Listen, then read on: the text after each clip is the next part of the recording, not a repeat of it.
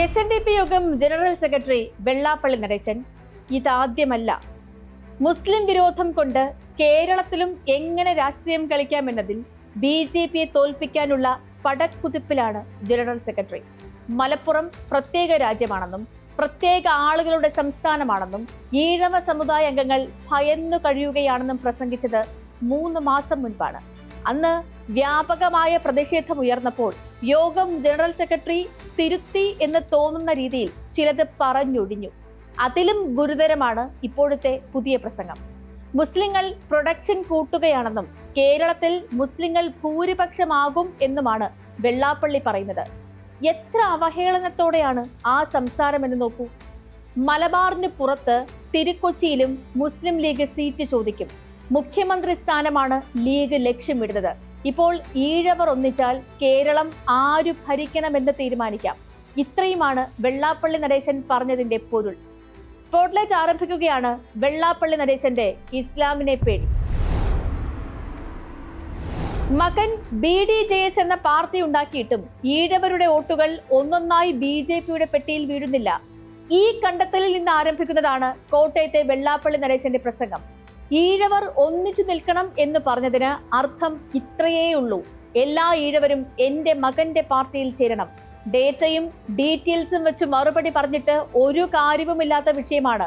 എന്തുകൊണ്ടെന്നാൽ പറയുന്നത് തെറ്റാണെന്ന് മറ്റാരെക്കാളും നന്നായി വെള്ളാപ്പള്ളി നടേശൻ അറിയാം. മുസ്ലിങ്ങൾ കേരളത്തിൽ ഭൂരിപക്ഷമാകുന്ന രീതിയിൽ വളരുന്നു എന്ന് തെളിയിക്കാൻ പറഞ്ഞാൽ ഉത്തരം പുതിയ സിനിമകൾക്ക് പേരിടുന്നത് പോലെയാകും. ബഭഭ. ആദ്യം വെള്ളാപ്പള്ളി നടേശൻ പറഞ്ഞത് പൂർണ്ണമായും ഒന്ന് നോക്കാം. ഇപ്പൊ കാന്തപുരം പറയണം നോക്കി ഭരിച്ചാൽ മതി എന്ന നിലയിലേക്ക് എത്തില്ലേ. ഗവൺമെന്റ് എന്ത് നിയമം കൊണ്ടുവന്നാലും അതിപ്പോ മലപ്പുറത്ത് പോയി ചോദിച്ചിട്ട് ഇല്ല എങ്കിൽ അത് കുഴപ്പമായി. 40 കേരളം ഒരു മുസ്ലിം ഭൂരിപക്ഷ സമുദായമാണ്. നമ്മുടെ പ്രൊഡക്ഷൻ പറഞ്ഞപ്പോൾ ജനസംഖ്യ കുറഞ്ഞ് 2 സീറ്റ് കുറഞ്ഞു. അതിൽ മലപ്പുറത്ത് 4 സീറ്റ് അങ്ങ് കയറി. അപ്പോൾ വാശിയായിട്ട് ഒരു പ്രൊഡക്ഷൻ കയറ്റി ജനസംഖ്യ കൂട്ടി. അതായത് മലപ്പുറത്ത് മാത്രമല്ല, മലബാർ പ്രദേശത്ത് മാത്രമല്ല, അവർ തിരുക്കൊച്ചി പ്രദേശത്ത് കൂടി 4 വേണം. അതുകൂടെ കിട്ടിക്കഴിയുമ്പോൾ ഇവിടുത്തെ അസംബ്ലി തെരഞ്ഞെടുപ്പിൽ മഹാഭൂരിപക്ഷം കിട്ടും. അവർ കേരളം ഭരിക്കും, മുഖ്യമന്ത്രിയാകും. ഇത് കേട്ടാൽ ഒരു കാര്യം മനസ്സിലാകും. ഒരു സാമൂഹ്യ പ്രശ്നം എന്ന നിലയിലല്ല വെള്ളാപ്പള്ളി നടേശൻ ഈ വിഷയത്തെ അവതരിപ്പിച്ചിരിക്കുന്നത്. ഒരു രാഷ്ട്രീയ പ്രശ്നം എന്ന നിലയിലാണ്. BDJSന് രാഷ്ട്രീയ അധികാരം കിട്ടാത്തതാണ് ആ ചൊരുക്കിന് കാരണവും. രാഷ്ട്രീയ പ്രശ്നമോ സാമുദായിക പ്രശ്നമോ ആകട്ടെ, എങ്ങനെ വേണമെങ്കിലും ഈ വിഷയത്തെ നമുക്ക് സമീപിക്കാം. പക്ഷേ വെള്ളാപ്പള്ളി നടേശൻ പറയുന്നത് ലീഗ് മുഖ്യമന്ത്രി സ്ഥാനം ലക്ഷ്യമിടുന്നു എന്നാണ്. കേരളത്തിന്റെ ചരിത്രം എടുക്കൂ. മുസ്ലിം ലീഗ് എന്ന് വേണ്ട, ഏതെങ്കിലും പാർട്ടിയിലെ മുസ്ലിങ്ങളിൽ തന്നെ എത്ര പേർ മുഖ്യമന്ത്രി ആയിട്ടുണ്ട്, അല്ലെങ്കിൽ എത്ര കാലം മുഖ്യമന്ത്രി ആയിട്ടുണ്ട്? ഒരേ ഒരു CH മുഹമ്മദ് കോയ മാത്രമാണ് മുഖ്യമന്ത്രിയായ ഒരേ ഒരു മുസ്ലിം, അതും വെറും 53 ദിവസം. R ശങ്കർ കേരളത്തിന്റെ 3ാമത്തെ മുഖ്യമന്ത്രിയായിരുന്നു. SNDP യോഗത്തിന്റെ ജനറൽ സെക്രട്ടറിയുമായിരുന്നു. 714 ദിവസമാണ് മുഖ്യമന്ത്രിയായിട്ടിരുന്നത്. VS അച്യുതാനന്ദൻ കേരളത്തിൽ മുഖ്യമന്ത്രിയായി 1820 ദിവസം ഇരുന്നു. കഴിഞ്ഞ 3350 ദിവസമായി പിണറായി വിജയനാണ് കേരളത്തിന്റെ മുഖ്യമന്ത്രി. അങ്ങനെ ഈ 3 പേരും ചേർന്ന് ഏതാണ്ട് 6000 ദിവസം കേരളത്തെ ഭരിച്ചു.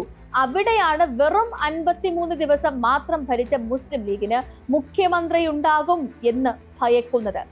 5ാം മന്ത്രിസ്ഥാനം മാത്രമല്ല, ഉപമുഖ്യമന്ത്രിയോ അതല്ലെങ്കിൽ മുഖ്യമന്ത്രിയോ ആകാൻ സംസ്ഥാനത്തെ മുസ്ലിം ലീഗിന് അർഹതയുണ്ട്. അതേ അർഹത BDJSനുമുണ്ട്. പക്ഷേ തിരഞ്ഞെടുപ്പ് ജയിക്കണം എന്ന് മാത്രം. ഈഴവർ ഒന്നിക്കാത്തത് കൊണ്ടാണോ BDJSന് വോട്ട് കിട്ടാത്തത്? അല്ല, പച്ചയ്ക്ക് വർഗീയത പറയുന്നത് കൊണ്ടാണ്. സ്വന്തം വർഗത്തെക്കുറിച്ച് പുകഴ്ത്തി പറയുകയാണെങ്കിൽ പോട്ടെ എന്ന് വയ്ക്കാം. സഹോദര മതങ്ങളെയും ജാതികളെയും എത്ര മോശമായാണ് വെള്ളാപ്പള്ളി നടേശൻ ചിത്രീകരിക്കുന്നത്. മുസ്ലിം ലീഗിനെ മാത്രമല്ല, NSSനെതിരെ എന്തൊക്കെയാണ് പറഞ്ഞുകൊണ്ടിരിക്കുന്നത്. അവനവന്റെ മതത്തെ സംബന്ധിച്ച് ചാതുര്യത്തോടെ സംസാരിക്കുന്നവർക്ക് മനുഷ്യ ജാതിയുടെ മതത്തെ കാണാൻ കഴിയാത്തത് ആശ്ചര്യമായിരിക്കുന്നു. ശ്രീനാരായണ ഗുരു ഇങ്ങനെ പറഞ്ഞത് 1922 ഗുരു പറഞ്ഞ ബാക്കി കൂടി കേൾക്കാം. എല്ലാ മതങ്ങളുടെയും ഉള്ളടക്കത്തിൽ സാമാന്യമായ പൊതു ലക്ഷണങ്ങൾ ഉള്ളതിനാൽ എല്ലാവരും ഒരു മതക്കാർ തന്നെയാണ്.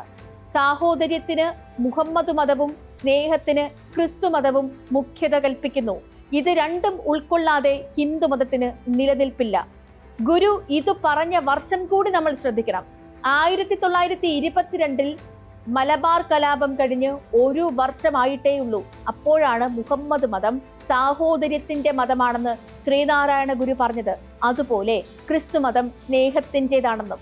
ചരിത്രത്തെ ചൊല്ലി നാം ഇന്ന് കലഹിക്കുമ്പോൾ അന്ന് അങ്ങനെയൊന്നുമില്ലായിരുന്നു എന്നാണ് നമ്മൾ മനസ്സിലാക്കേണ്ടത്. ഗുരു പറഞ്ഞത് അല്പം കൂടി കേൾക്കാം. തലയ്ക്ക് നല്ല തെളിച്ചമുണ്ടാകാൻ അതിലും നല്ല മരുന്ന് വേറെയില്ല. ഇന്ന് ഇന്ത്യയുടെ ആവശ്യം എന്താണ്? ജാതികൾ തമ്മിലും മതങ്ങൾ തമ്മിലുമുള്ള മത്സരത്തിൽ നിന്നും മോചനമുണ്ടാകണം. സമബുദ്ധിയോടും സമഭക്തിയോടും കൂടി എല്ലാ മതങ്ങളെയും എല്ലാവരും പഠിച്ചറിയണം. ലഭിച്ച അറിവിനെ പരസ്പരം സ്നേഹത്തോടെ വിനിമയം ചെയ്യണം. മത്സരം മതം നിമിത്തമല്ല, മതം നിമിത്തമാണെന്ന് അപ്പോൾ മനസ്സിലാകും. ഇന്ന് ഇന്ത്യയുടെ ആവശ്യം എന്താണെന്ന് ഗുരു ഇങ്ങനെ ചോദിച്ചത് 103 വർഷങ്ങൾക്ക് മുൻപാണ്. പക്ഷേ 2025 അതേ ചോദ്യം തന്നെയാകും ഒരുപക്ഷെ ഗുരു ഉണ്ടായിരുന്നുവെങ്കിൽ ചോദിക്കുക. മതങ്ങൾ തമ്മിലുള്ള മത്സരം മതം നിമിത്തമല്ല, മതം നിമിത്തമാണെന്നാണ് ഗുരുദേവൻ പറഞ്ഞത്.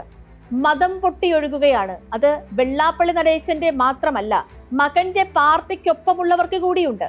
ഇപ്പോൾ വിവാദത്തിന്മേൽ വിവാദം ഉണ്ടാക്കിക്കൊണ്ടിരിക്കുന്ന ജമാഅത്തെ ഇസ്ലാമിയുടെ കാര്യം നോക്കൂ. ആ ജമാഅത്തെ ഇസ്ലാമി UDF-നൊപ്പം നിന്ന് പറയുന്നത് കൊണ്ടാണ് വെള്ളാപ്പള്ളി പറയുന്നതും ശരിയായിരിക്കുമെന്ന് ഒരു വിഭാഗം ജനങ്ങൾ കരുതുന്നത്. മുസ്ലിം ലീഗിനെയാണ് യോഗം ജനറൽ സെക്രട്ടറി പേരെടുത്ത് പറയുന്നത് എന്നേയുള്ളൂ. മുസ്ലിം സമുദായത്തിലെ ന്യൂനപക്ഷമായ ജമാഅത്തെ ഇസ്ലാമി പറയുന്നത് കൂടി മുഴുവൻ മുസ്ലിം സമുദായത്തിന്റെയും വികാരമായി ഗണിക്കപ്പെടുകയാണ്. വെള്ളാപ്പള്ളി പറയുന്നത് ശരിയാണെന്ന് ചിലർക്കെങ്കിലും തോന്നുന്നതും ഈ വൈരുദ്ധ്യമുള്ളത് കൊണ്ട് മാത്രമാണ്. കേരളത്തിൽ കഴിഞ്ഞ കുറച്ച് കാലമായി കലശലായി മതം പൊട്ടിയൊഴുകുന്നുണ്ട്. നേരത്തെയും അതുണ്ടായിരുന്നു. എന്നാൽ മതേതര കക്ഷികൾക്ക് മതപ്പാടിലുള്ളവരെ കൂച്ചുചങ്ങലക്കിട്ട് നിയന്ത്രിക്കാൻ കഴിഞ്ഞിരുന്നു. ഇപ്പോൾ ആ ചങ്ങലയ്ക്കാണ് തുരുമ്പെടുത്തിരിക്കുന്നത്. അതുകൊണ്ട് തന്നെ എല്ലാവരും ഭയപ്പെടണം. സ്പോട്ട്ലൈറ്റിനെ മറ്റൊരു വിഷയമായി നാളെ വീണ്ടും ഇതേ സമയം.